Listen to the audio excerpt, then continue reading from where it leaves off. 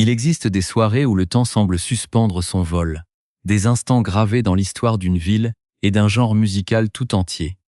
où l'émotion brute se mêle à une solennité presque religieuse. Samedi soir, les projecteurs géants du Nissan Stadium de Nashville, dans le Tennessee, perçaient une atmosphère lourde et électrique, chargée des prémices d'un orage imminent qui menaçait de retarder l'un des événements les plus attendus de la décennie. Ce n'était pas un concert ordinaire, mais une veillée d'adieu,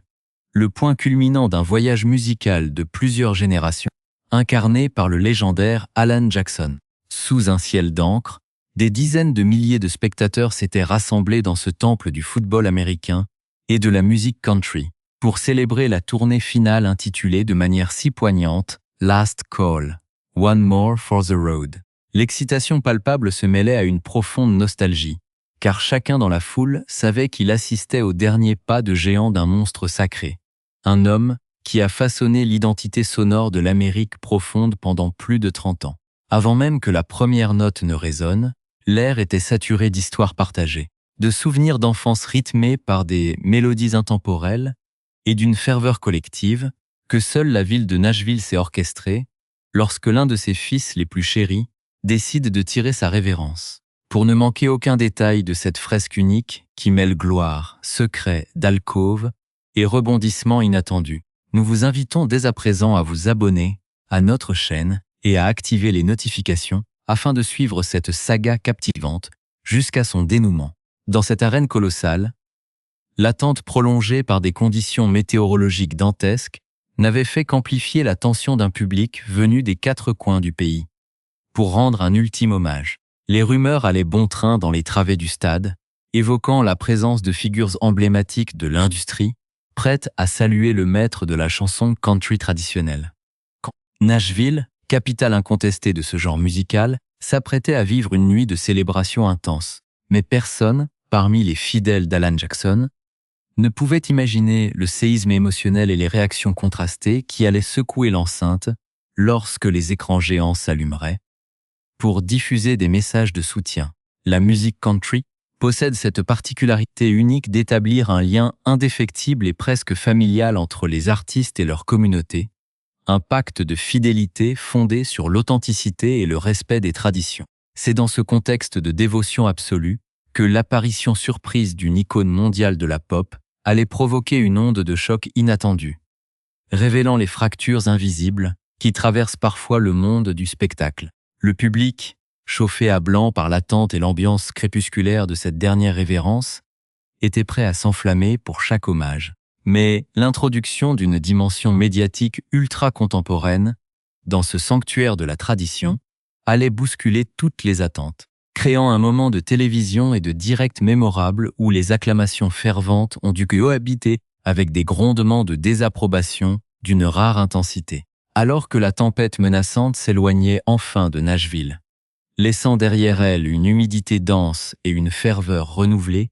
l'immense scène du Nissan Stadium est devenue le théâtre d'une célébration chorale sans précédent. Les plus grands noms de la musique country contemporaine se sont succédés pour saluer l'immense carrière d'Alan Jackson, transformant cette soirée d'adieu en un marathon de révérence artistique. Des figures incontournables telles que Luke Bryan, Eric Church, Luke Combs et la sensation Lainey Wilson ont foulé les planches pour réinterpréter les classiques qui ont jalonné la vie de millions d'Américains, tandis que des piliers comme Carrie Underwood, Miranda Lambert et le légendaire George Strait envoyaient des vagues d'émotions à travers une foule en symbiose totale. L'ambiance a toutefois basculé dans une toute autre dimension lorsque les écrans géants se sont soudainement éclairés pour diffuser une série de messages vidéo préenregistrés par des superstars n'ayant pu faire le déplacement en personne, notamment Keith Urban et Kenny Chesney. C'est précisément à cet instant que le visage d'une jeune femme de 36 ans, devenue aujourd'hui la pop star milliardaire la plus influente de la planète, est apparu à l'image. Taylor Swift, vêtue avec une élégance décontractée, a pris la parole pour s'adresser directement à l'icône de la soirée, déclenchant instantanément une réaction viscérale et radicalement divisée au sein des dizaines de milliers de spectateurs massés dans l'arène. Un grondement sourd, fait de huées sonores et massives, a immédiatement fusionné avec des cris de joie et des acclamations stridentes, créant un vacarme ambivalent qui a fait trembler les structures même du stade. Les vidéos capturées par les téléphones portables des fans présents dans le public témoignent de cette fracture instantanée, où l'hommage sincère d'une ancienne enfant chérie de Nashville s'est heurté à la désapprobation d'une partie des puristes de la country. Dans son message, Taylor Swift a exprimé sa gratitude profonde pour les décennies d'écriture de chansons incroyables et de performances offertes aux fans, mentionnant explicitement que son morceau préféré restait le titre Drive. Elle a souligné à quel point la capacité d'Alan Jackson à laisser son public entrer dans les moindres détails de sa vie privée avait été un modèle formateur et essentiel pour elle lorsqu'elle n'était qu'une jeune artiste, en herbe cherchant sa propre voie créative. Elle a conclu en le remerciant chaleureusement pour le soutien constant et les encouragements qu'il a toujours manifestés envers elle et les autres auteurs-compositeurs au fil des ans, se disant extrêmement enthousiaste à l'idée de le voir accomplir ce spectacle historique. Cependant, cette effusion de respect mutuel s'est déroulée dans un climat médiatique d'une complexité extrême pour la chanteuse aux 14 Grammy Awards, dont la vie privée s'affiche actuellement à la une de tous les magazines à scandale. Cette apparition surprise intervient en effet au beau milieu de spéculations mondiales vertigineuses concernant son mariage imminent avec son fiancé, la star du football américain, Travis Kelce. Une union qui agite les cercles de la célébrité et dont les détails ultra secrets commencent à fuiter. Des rapports insistants affirment que la cérémonie hautement confidentielle devrait se dérouler à New York le 3 juillet prochain. Au cœur d'un espace monumental s'apparentant à un immense musée ou à une arène privatisée pour l'occasion. La paranoïa entourant cet événement est telle que les invités triés sur le volet auraient reçu des invitations d'alerte accompagnées d'un accord de non-divulgation strict, à signer obligatoirement avant de pouvoir confirmer leur présence. Cette liste d'invités prestigieux comprendrait des icônes de la culture pop contemporaine comme Selena Gomez, Gigi Hadid, Lena Dunham et Suki Waterhouse. Tandis que des rumeurs persistantes évoquent des performances privées de la légendaire Stevie Nicks et de Tim McGraw, une autre figure de proue de Nashville, qui avait d'ailleurs inspiré le tout premier succès de Taylor Swift au début de sa carrière. Pendant que le public du Nissan Stadium oscillait entre la nostalgie d'un genre musical traditionnel et le tumulte de la pop moderne, l'ombre de cette idylle ultra-médiatisée planait sur l'événement, rappelant le chemin immense parcouru par l'artiste depuis ses débuts acoustiques dans les cafés de la ville. L'histoire d'amour entre la chanteuse et le solide allié rapproché des Kansas City Chiefs, qui mesurent 1,95 m, a débuté sous les projecteurs en juillet de l'année précédente, lorsque le triple champion du Super Bowl avait assisté à son premier concert du Eras Tour. Avant que leur relation ne devienne officielle aux yeux du monde quelques mois plus tard, lorsqu'elle fut aperçue dans les tribunes d'un match de football, aux côtés de la mère du joueur. Cette romance rapide, couronnée par une demande en mariage romantique le 26 août, vient clore une longue liste de relations passées sous le microscope des médias pour la jeune femme, qui a partagé la vie de personnalités du cinéma et de la musique, avant de trouver une forme de stabilité auprès de cet athlète, au contrat d'or massif de près de 55 millions de dollars. Alors que l'industrie du sport attend le coup d'envoi de la prochaine saison régulière de la Ligue nationale de football à la mi-septembre, le monde du spectacle s'est retrouvé focalisé sur cette fracture culturelle